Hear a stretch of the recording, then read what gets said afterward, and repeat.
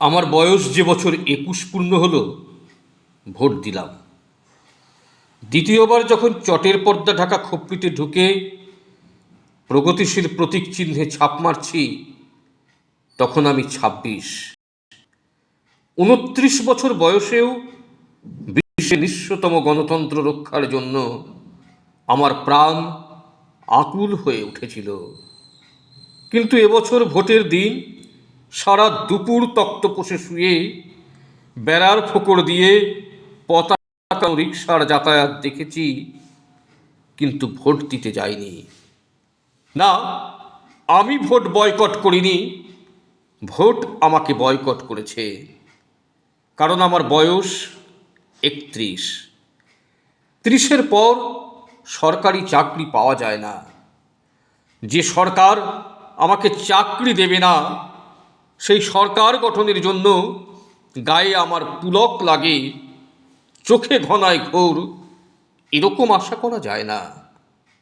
বিশেষ বিশেষ ক্ষেত্রে অবশ্য বয়স 5 বছর শিথিলযোগ্য, কিন্তু আমার ক্ষেত্রে বিশেষ কারণ বিশেষভাবেই অনুপস্থিত।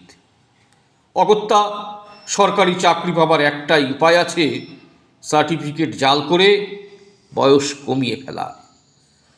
কিন্তু হে নন্দিত নেতৃবৃন্দ, যদিও আমার চোখের উপর আপনাদের অনির্বচনীয় লীলাময় জীবন খোলা আছে, তবু জালিয়াত হতে পারবো না। আমার বাবা সৎ ছিলেন। এই গঞ্জের বাজারে ন্যাড়া ছাতিমতলায় কাঁচা পাকা চুলে পুরু কাচের চশমা চোখে যে বৃদ্ধটি কুজো হয়ে মান্ধাতার আমলের টাইপরাইটারে আমার এবং আমার মতো শত শত চাকরি প্রার্থী এবং ভোটদাতা অর্থাৎ আপনাদের পরমান্নদাতা যুবকের হাজার হাজার দরখাস্ত টাইপ করে দিতেন, একদিন ভর দুপুরে তার বুকের বাঁ দিকের লজ্জরে টাইপ মেশিনটা বিগড়ে গেল। সেই ফাঁকা জায়গায় আমি কলা নিয়ে বসে পড়লাম।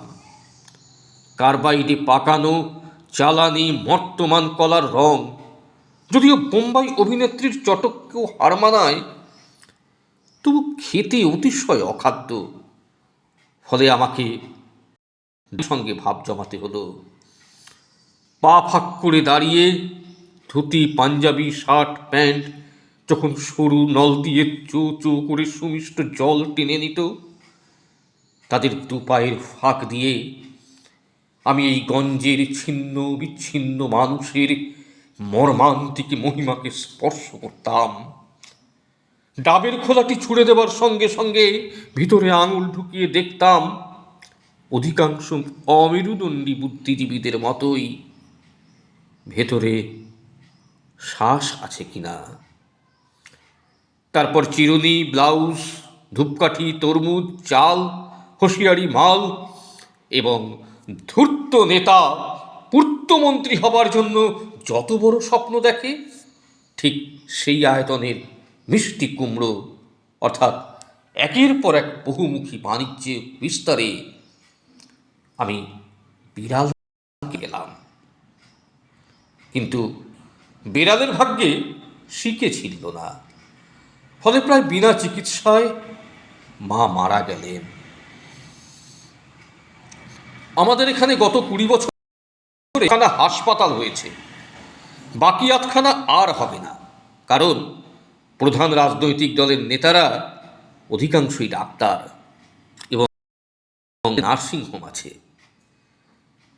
রোজ ভোর 4টেয় উঠে আমি যখন বস্তির গণতান্ত্রিক খাটা পায়খানায় লাইন দিতাম, মা নিজের হাতে দেওয়া ঘুঁটে জ্বালিয়ে চা করে দিতেন। সেই স্যাঁতসেঁতে অন্ধকারে ধোঁয়াটে আগুনের সামনে বসে থাকা মাকে আমার ভারতবর্ষ বলে মনে হতো। দিদির মৃতদেহ দড়ি কেটে নামাবার পর থেকে মা একদম চুপ হয়ে গিয়েছিলেন। যার সঙ্গে দিদির বিয়ে হয়েছিল সে গরিব ছিল এবং ভালো ছিল, কিন্তু দারিদ্রতাকে মহানও করেনি বা খ্রিস্টের সম্মানও দেয়নি। এক চোরাকারবারি শ্রমিক নেতার আর কাটে পরিণত করেছিল। সে সেই নেতাকে মহিলা সরবরাহ করত, সেই নেতার সঙ্গে মন্ত্রীর যোগ ছিল, মন্ত্রীর সঙ্গে কেন্দ্রের যোগ ছিল, কেন্দ্রের সঙ্গে পরিধির যোগ ছিল, পরিধির সঙ্গে ব্যাস এবং ব্যাসের সঙ্গে ব্যাসার্ধের সংযোগ ছিল, এবং এই সব সূক্ষ্ম যোগাযোগগুলি একসঙ্গে গিট লেগে একটা মোটা নাইলনের দড়ি হয়ে দিদির গলায় ফাঁস লাগিয়ে। চাকরি আমার হতো। জেলার সব ছাত্রদের মধ্যে আমি যদি মাতৃভাষায় প্রথম না হয়ে আপনাদের পিতৃভাষা অর্থাৎ ইংরেজিতে প্রথম হতাম, হয়তো আমার বরাত খুলে যেত।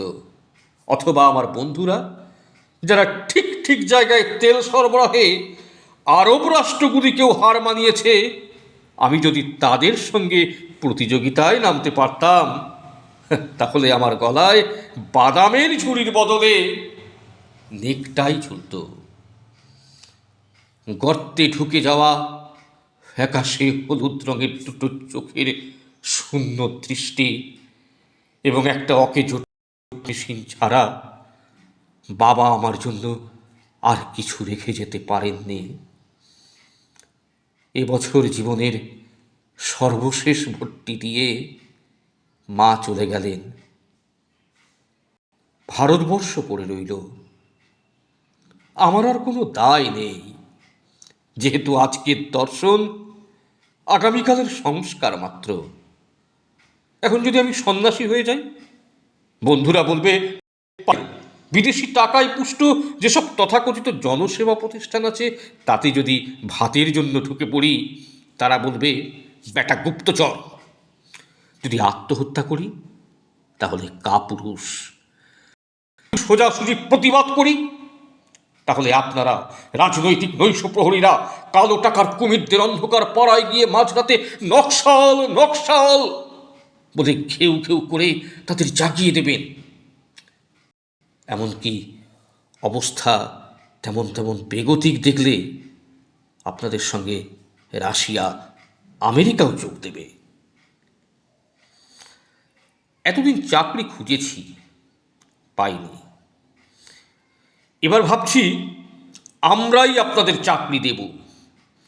আমরা যারা বেকার, আধা বেকার, ভবঘুরে, বাউন্ডুলে ভিখিরি, যাদের জমি নেই কিন্তু জমিতে খাটে, বাড়ি বানায় কিন্তু বাড়ি, যারা শহরে আলো জ্বালে কিন্তু যাদের কুপিতে তেল নেই, যারা কারখানা বানায় কিন্তু কারখানা যাদের রাস্তা করে চালান করে দেয়, যারা কোনো দিন একটা ভালো জামা পরেনি, শরবত খায়নি, বেড়াতে গিয়ে পর্বতমালার স্তব্ধ নিরাশক্তি ও মহত্বকে স্পর্শ করেনি, যারা জন্মায় আর খাটে, খাটে আর মরে, যারা পিঁপড়ের মতো, পোকামাকড়ের মতো, শীতরাত্রির ঝরা পাতার মতো সেই সব নিরক্ষর, নগণ্য, কুজো, অবজ্ঞাত করুণ, যাদের দেখার জন্য এবং ঠকাবার জন্য আপনারা বিরাট মঞ্চে উঠে দাঁড়ান, যারা আগামী দিনের ভারতবর্ষ, গোটা পৃথিবীর এবং জগতের মালিক, আমি তাদেরই একজন হয়ে এই জংশনে স্টেশনে বাদাম বেঁচে যাচ্ছি।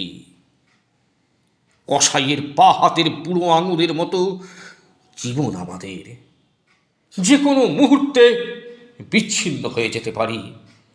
আবার এই আঙুলের কেন্দ্রীভূত চাপে খোলা ফাটিয়ে বের করে আনতে পারি রাজনৈতিক ক্ষমতার পুষ্টিকর তৈলবীজ, আর সমস্ত শুকনো খোসা বাতাসে উড়ে যায়। বাতাসের সঙ্গে আকাশ স্পর্শ করে মানুষের অনন্ত ঘৃণার আগুন। সেই আগুনের পাশে বসে আছেন আমার দেশে জননী। না, বিপ্লব শব্দটি শুনলেই আপনাদের মতো আমার কম্প দিয়ে জ্বর আসে না। নমস্কার।